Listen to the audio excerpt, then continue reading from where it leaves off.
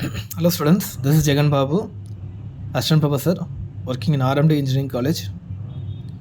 This is an EC department subject. Subject name is Control System for second years. For this coming academic year 26-27. This is unit number 5, state space diagram. The topic you're going to discuss state space formulation. Okay, now see the simple block diagram here. Control system. Any system which have the controlling capability or controlling power, that is called control system. We have the input variables, we have the output variables, we have the state variables. I'll repeat again. We have the input variables, we have the output variables, we have the state variables. The state variables are represented as x1 of t, x2 of t up to xn of t. Output variables are represented as y1 of t, y2 of t up to yf of t. Input vectors are variable from u1 of t, u2 of t up to um of t. Now how to represent my input vectors, state variable vectors, output vectors? When come to input vectors, you have to write in term of vector in matrix form u1 of t, u2 of t, u dot dot um of t. When come to state variable of vector, x1 of t, x2 of t dot dot dot xn of t.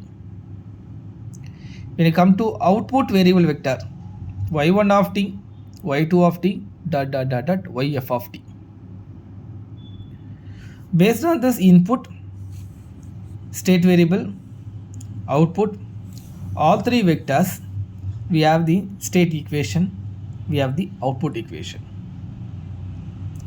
Before writing the state equation, output equation, you have to remember this: all input vectors which are directly connecting with an arrow mark to the system called as control system.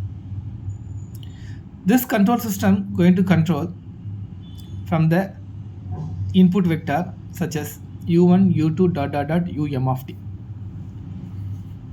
Any vector act as an input vector directly linked with the block.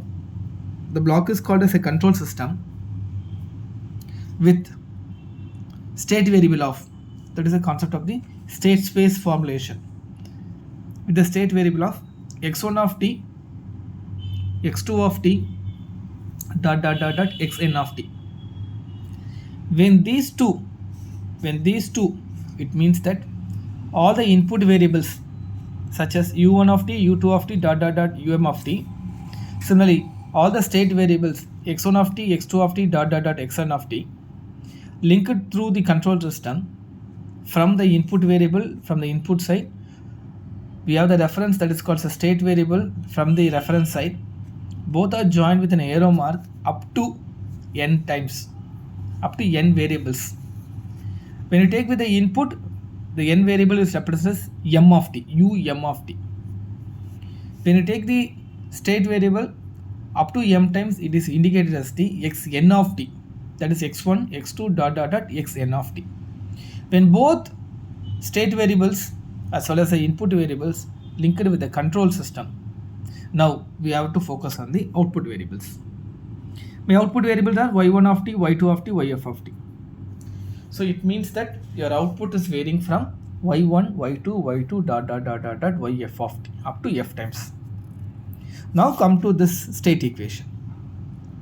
The state equation are capital X is equal to small x ax plus bu. Capital A into x plus capital B into u.